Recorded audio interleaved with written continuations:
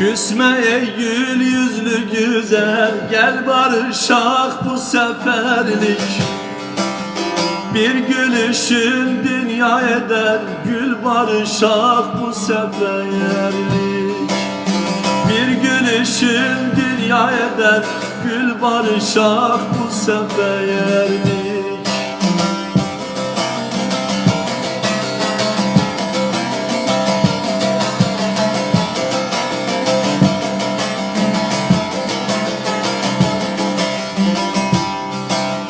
Budur bu aşkın tanımı, sözün kaynatır kanımı.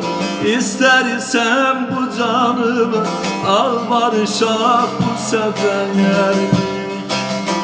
İster isem bu canımı, al barışak bu seferlik.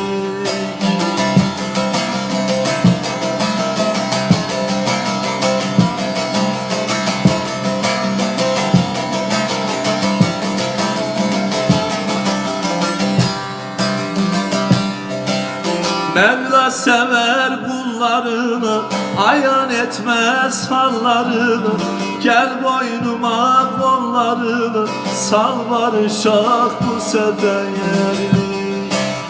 Gel boynuma kollarını, sal barışak bu seferlik.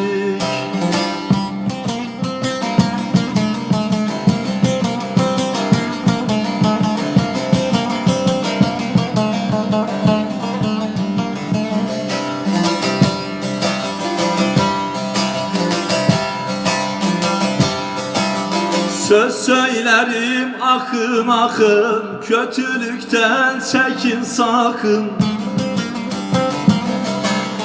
Gökmeni kendine yakın, bil barışak bu seferlik.